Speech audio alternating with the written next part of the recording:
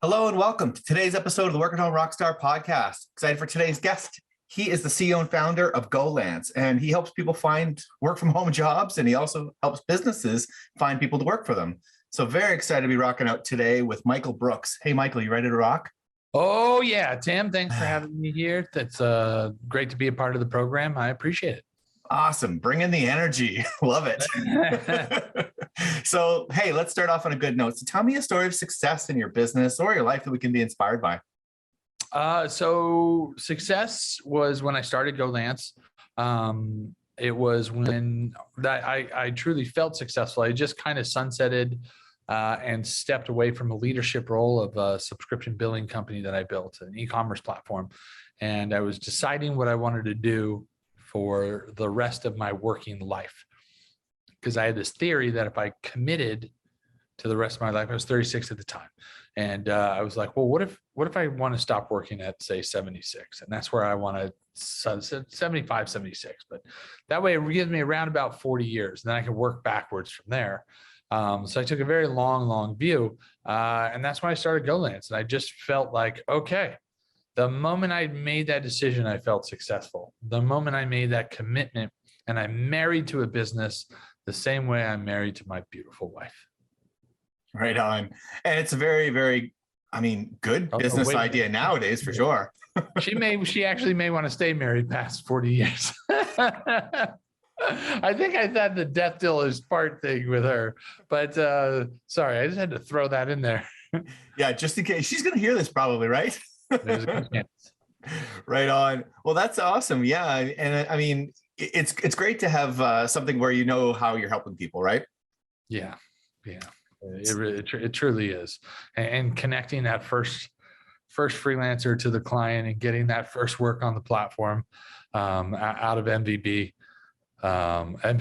it was a minimum viable product. I just remember that being just like, that was a win. That was a win. Yeah, totally. Now, okay, so with those good notes come some bad notes too. Things don't always go as planned. So I'm wondering, can you share with us something that didn't go very well and how we can avoid it or recover? Yeah, it was after the economic crisis back 2008, 2009. It really hit me 2009, 2010. I found that, and this seems to be kind of universally true during economic downturns and changes in the markets, lawsuits come out. And so I got hit with a couple of those. My business, I had this entire office and structure and swanky place in Newport Beach and all these people. And I had to fire a lot of people, lay off, let go, whatever you want to call it. It was painful. And I had to sit in front of them and I hated it. And I tried to build this culture that, I don't know if you're a fan of the show The Office, but I called it the full Michael Scott, right?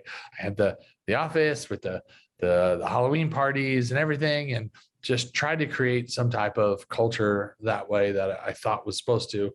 And that was very, very painful. And that forced me into, I couldn't afford an office anymore. I couldn't afford my staff. I kept, my wife and I kept working.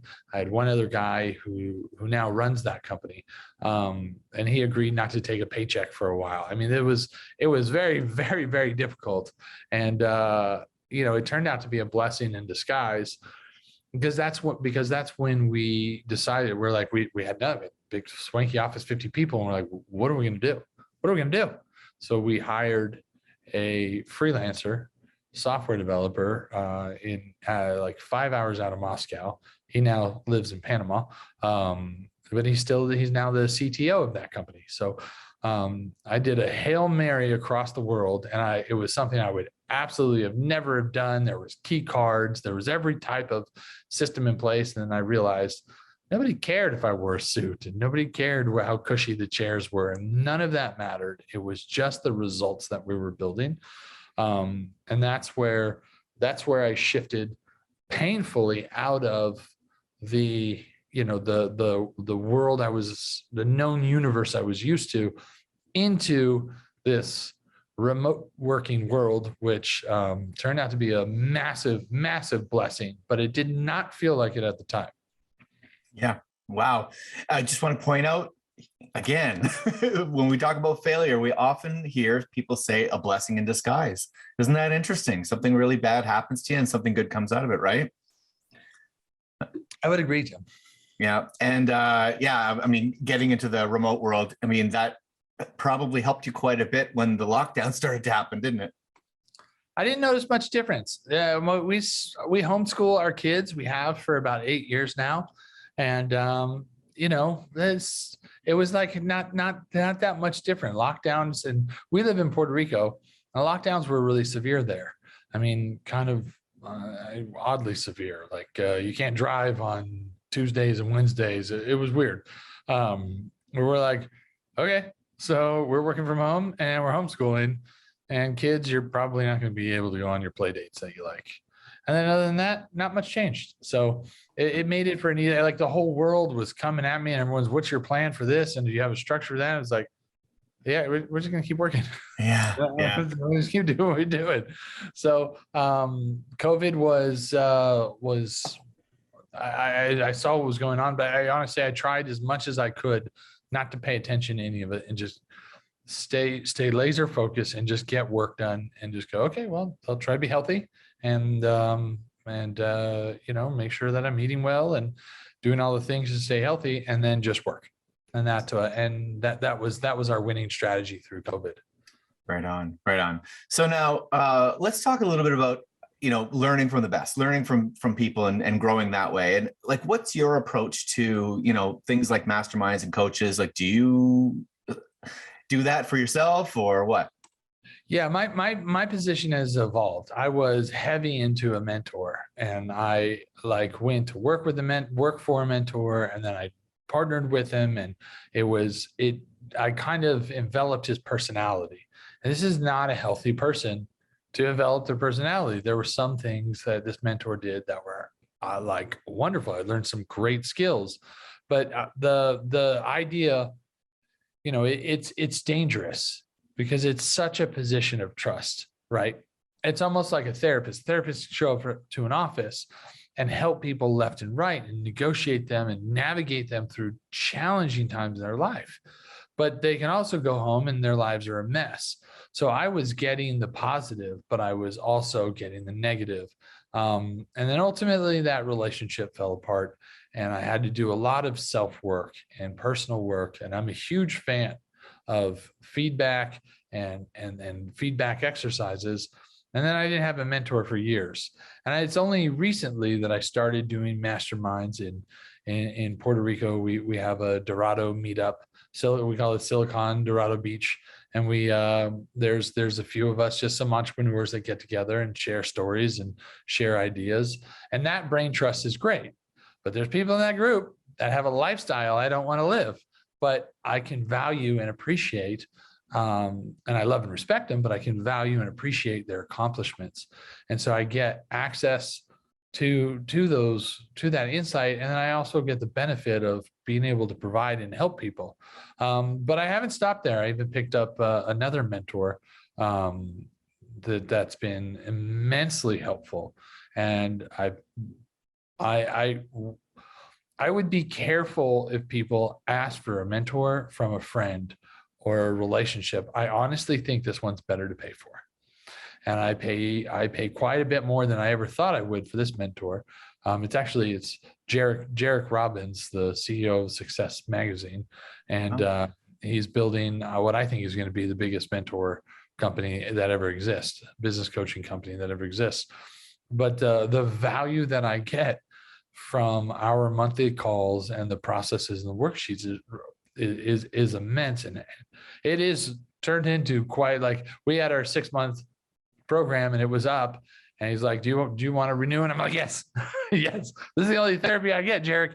And so and it becomes when you're in business or dealing with complex relationships all day long, sometimes you need an outlet to help navigate through those. And it's okay to focus on one that's just business, and even the psychology of business.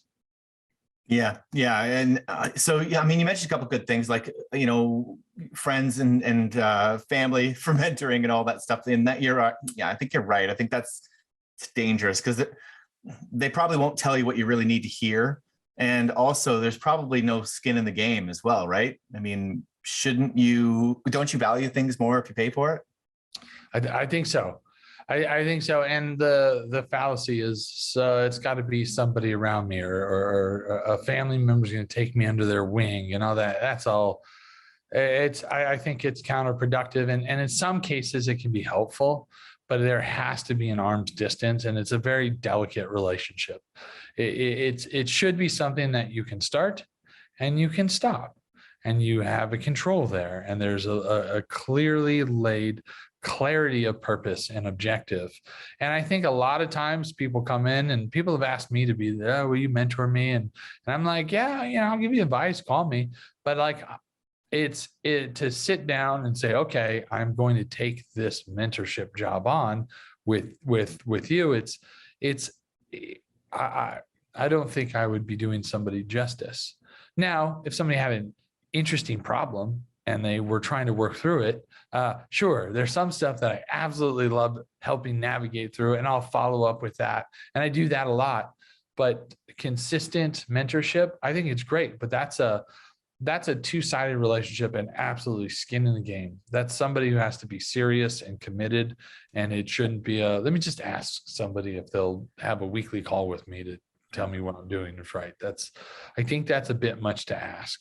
Yeah. And I mean, it's similar to like hiring family in your business as well. Because I mean, what happens if it doesn't work out? Like now it's super awkward because you got to fire them and you got to break that relationship. And now all of a sudden you're sitting at the dinner table at, at a family event, and it's awkward, right? That it requires an immense amount of honesty to get value, just like therapy, just like going to the doctor or talking to a lawyer. You've got to be able to barf up everything that's going on, and especially the things you're kind of embarrassed and maybe ashamed of, like, oh man, I really shouldn't have treated this person this way or done this. And you need to, and that's like, there are people that are experienced with that. And that's very rarely arm's distance. That doesn't mean you can't look to family for guidance and support, and can't be a support to family and guidance. But the concept that a family member or a loved one or friend is going to take you under their wing and mentor you and I think that there can be benefit there, but there's also a lot of dangers that people quickly overlook. Yeah. Yeah. I think maybe like for one-offs, I'm having this problem right here. Can you just help me out with this problem only? That would work. But, a full relationship might be awkward, right? Yeah. Yeah. Yeah.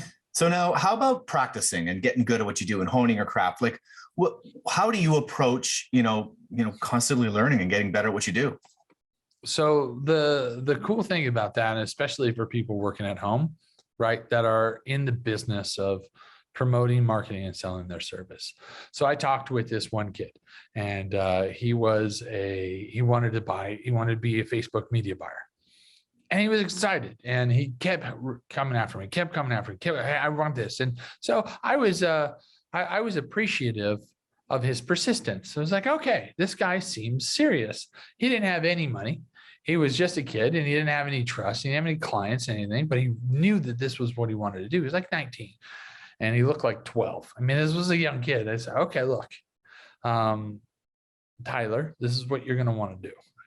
And so I went and did a screen share, and I showed him some YouTube channels and some different blogs that described how to buy and sell Facebook media. And there was teachers there. The first thing you want to do is consume all of that, right? The next thing you want to do is to build a blog and build a YouTube channel. And then after that, you want to go in and teach it. So you're going to take what you learn, and you're going to go through, make sure you know it well. And then you're going to go and teach it and say, okay, this is what I've learned. Let me tell you how to, do a bully bid or CPA marketing, something that is specific to Facebook media buying. There's lots of little nuances there. Demonstrate that you actually know what you're doing. And during that process of honing in on your skills, you're also creating quality marketing material. You're learning how to speak about the service that you want to provide. And when someone sees that, they're going to want to hire you. And unfortunately, it worked out way too well because I tried referring him to a bunch of people and he was booked and his price per hour went from like down here to up. And he got more clients than he can handle. And now he's got, that the problem of, more clients than you can handle. But when someone looks at a prospect looks at it and goes, oh, this guy knows what he's doing. Look, he's doing all these videos on it.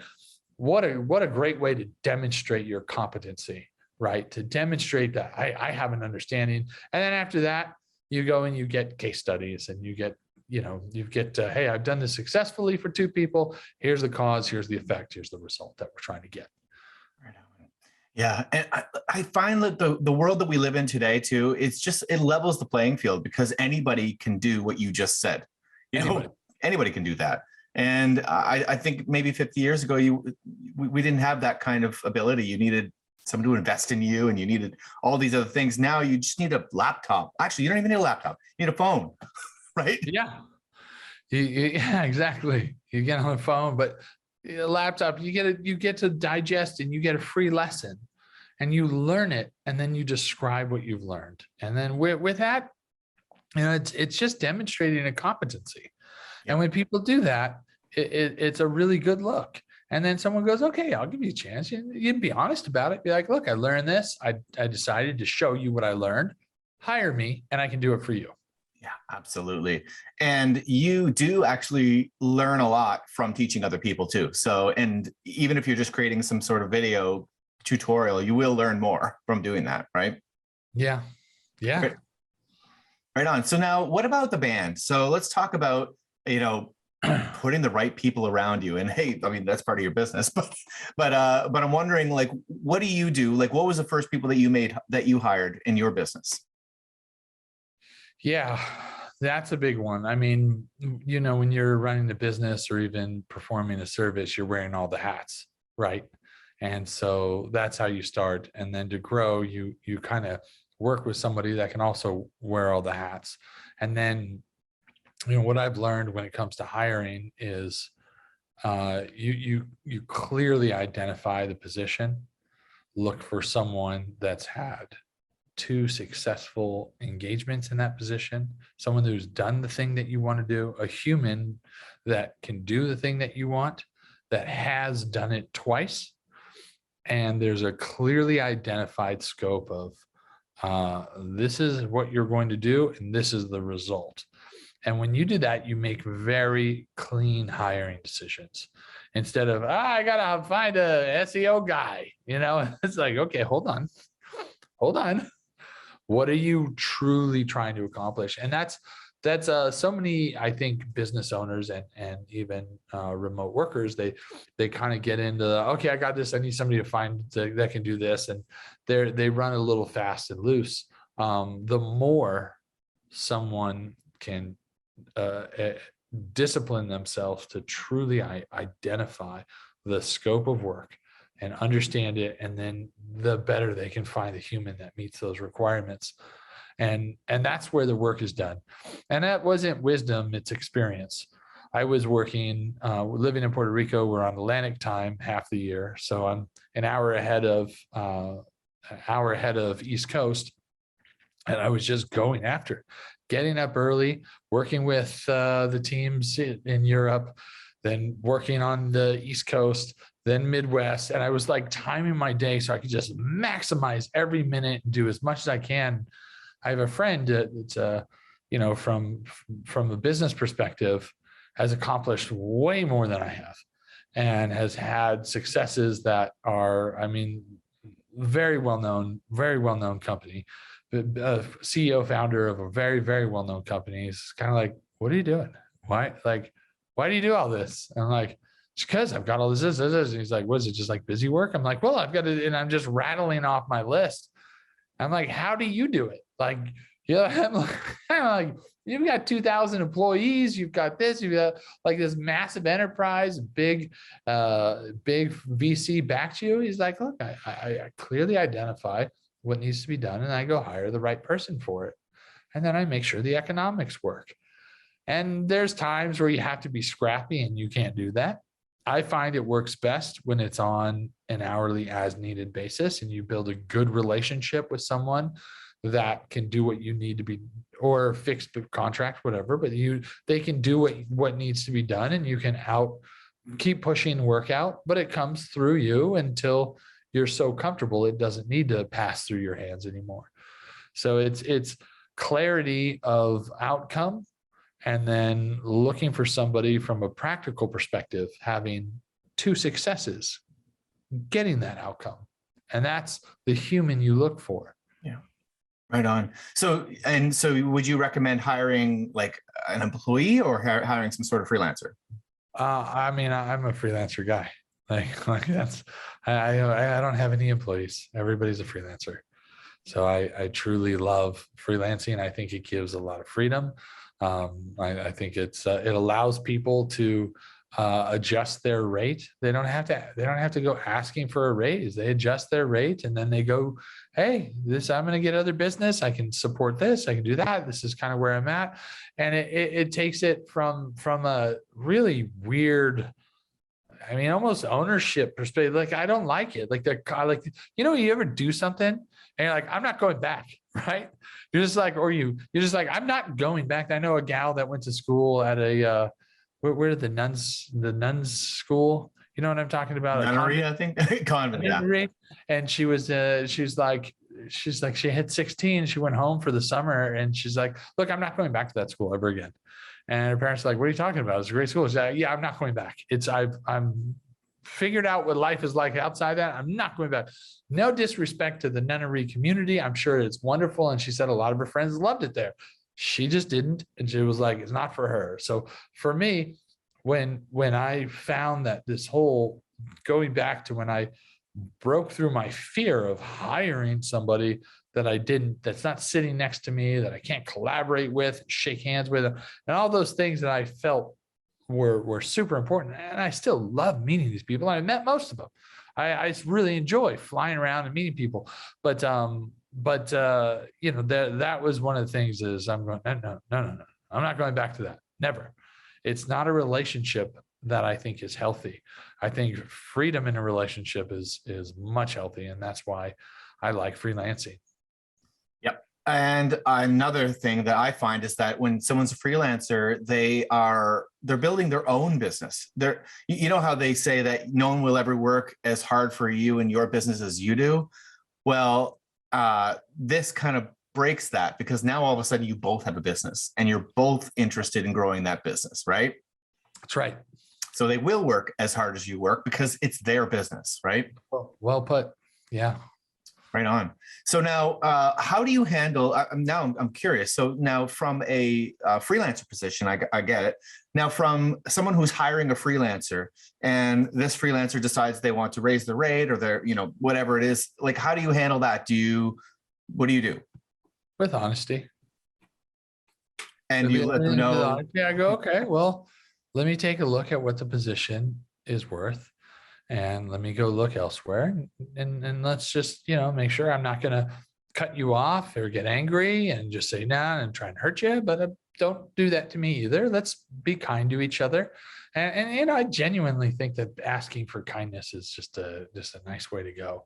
And you just go, look, let me take a look. And sometimes I go back and I go, you know what, you're right. I found some other people and I did the math, and yeah, you're right. Your position with us has grown. And, most of the time, I don't run into that because we do preemptively offer rate increases. And,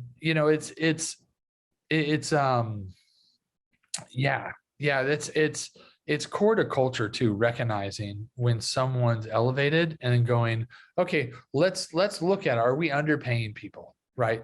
And then I found there was a big sickness in the whole, hey, I can hire somebody from a really impoverished country and just pay them nothing and they'll do whatever I want because they need money. And it's like that was a common discussion. That was a common theme I heard from people, and I found it to be very sick.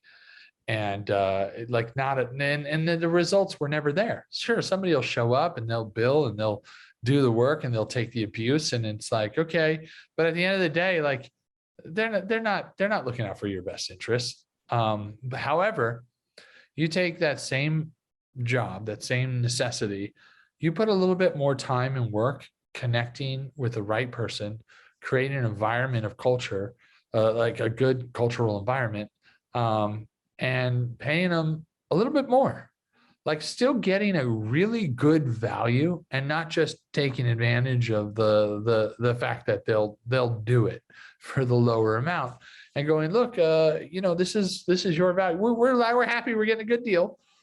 The going rate is this, but we're going to pay a little bit more because we think you deserve a little more. We just had someone that was a very, very low cost, and she went through all these tests, and we did all these tests on her. And I looked at this, and man, let me tell you something. I've taken some of these tests, cognitive tests, critical thinking tests. I'm going to give you a secret tip. Don't tell anybody. I wouldn't hire myself. These things are hard. They're very hard.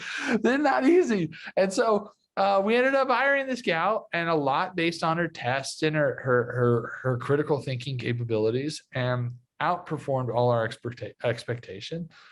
We gave her a 60% raise because we knew that, hey, if we don't, we're taking a risk of losing somebody who's great, or at least not really showing it, like it's not good culture. So just because you can pay somebody, I don't even want to say it, just pay them, because you can take advantage of somebody's weak situation doesn't mean you should.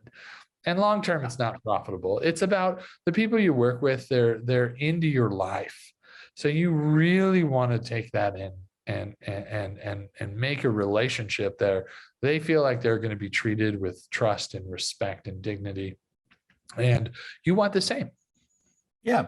Well, I've noticed something. So, I interview mostly freelancers on this show. And one thing that I've noticed is that most people who get into freelancing, from my perspective and from my experience, get into it for a level of freedom and a level of lifestyle.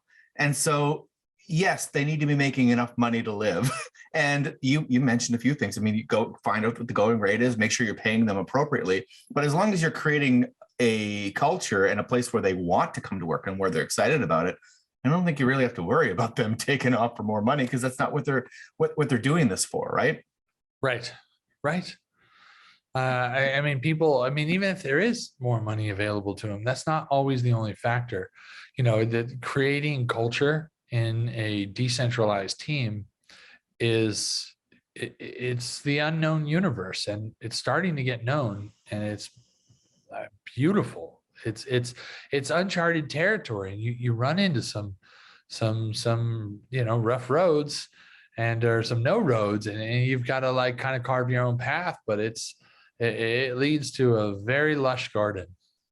Sure does. So I'm excited to hear more about what's going on in your business right now. So it's time for your guest solo. Tell me what's exciting right now. So we're a freelance marketplace. We connect clients to freelancers globally. We integrated virtual cards within our platform. We're focused on getting people paid quicker and at a lower cost. We think cost is core to culture, and deploying more of these cultural things that we're talking about. We are working with Jarek and his company, which is really exciting, to deploy different feedback, like cultural feedback, feedback processes. I mean, you can look at some of the companies out there that are good to great, that have done leaps and bounds. The ones that focus on culture win. So we focus heavily on culture. For us, for our team, we're taking what we're learning and we're pushing that out to our community, our community of clients and freelancers, and helping them create a distributed team or a remote or a decentralized workforce culture that really is changing the game. Right on. Tell me, how would you describe the best personality that's going to have the most success, in your company? So that's, I don't like to say this, but I don't think that question is I don't think I can answer that question effectively, because there's a different personality for every different thing that we need to do. I once partnered with a guy, and I mean, this was an operations genius. And I'm kind of talking about some of the stuff I'm doing, and hey, you should be able to do this, you should be able to do that, and this is good. And he's like, look, the world doesn't need two Michael Brookses. You do what you do, I'll do what I do. And he and I have totally different personalities, but we made great partners. So I say, come as you are. Come as you are, and find a place for yourself in this world based upon who you are, but always be improving, always be presenting, show up strong, put your best face on your profile, add as much stuff as possible. Do videos, those videos, you can't lose with those videos. People don't want to read resumes anymore. If you have a video, if somebody's a customer service agent, you should have a video of yourself talking about customer service. Somebody's a software developer, you can have a video explaining software development where it may not be your face, but you're instructing and showing what you're doing. So something that demonstrates something visual, it's a great way to consume data, to consume information about somebody. It's a powerful tool. You should be using it now. Right on. Right on. So now, do you help people find, what it is that they'd be good at, or do they already have to know that before they get to you? We try. So most people have a certain understanding of their skill set. So we do skills test, but we are adding constantly as part of our cultural program, different personality tests and things of that sort, and trying to use that to identify what people would be best for what positions, because people may be undervaluing themselves or going down a career path that may not make the most sense for them. So any light we can shed on that, we're happy to. And that's, core to culture. Love it. And the reason why I asked both those questions is because that's the most common questions I get asked is, I don't know, I know I'm not happy at my company, doing whatever it is I'm doing in my cubicle, but I don't know what I could do. And, there's so many things you can do that, from what I'm hearing from you, like, it's just a matter of really digging into your past, digging into your skills, and figuring out what kind of match you can create, right? Well, yeah. And what if you had, and it doesn't mean you have to stick to this idea, but what if you had one thing that you were going to do for the rest of your working life? Start backwards and work from there. Figure out where you want to be. Like, okay, for me, it was 75, 76 years old. This is where I want to stop pushing the pedal to the metal. This is where I want to go, and this is my Keith Richards days. This is rock star, right? This is where I get to wind down and stop raging like I used to. And I don't know if that's going to come to effect. Anything can happen. Life happens. I know I'm not a mind reader. I know that anything's possible, but if I'm focused on one thing and mastering it, what would you be excited mastering? What would you be excited working on? What would you still be interested in 40 years from now? And if that's marketing, well, okay, let's learn that. Let's get in that. If it's software development, I mean, I don't know how to develop software. I don't know how to code, right? I'm sure I could figure it out, but I might, strangle myself. I don't think I'd be happy doing it. I like this. I like being on the phone. I like talking with Tim. I like having these conversations and engaging and hiring and that type of thing. And so that's kind of led my career path with what I truly enjoy doing. Love it. So how do we find out more about this? Where do we go? Go to goLance, make a profile, come work with us, give us a shot. We're trying to get you work, or we'll try to find the right person for you. Love it. That's it. That's our whole offering. We just want to help. We want to help foster quality, amazing relationships that create amazing results baked in value. Wow. Well, that sounds good to me, Michael. Thank you. So thank you so much for rocking out with me today. This has been a lot of fun. All right, Tim, you are a rock star. You are the work at home rock star. I've enjoyed this immensely, and I'm going to go throw on some Metallica. Thank you. Perfect. To the listeners, make sure you subscribe, rate, and comment, and we'll see you next time on the Work at Home Rockstar podcast. Okay. Thanks, brother.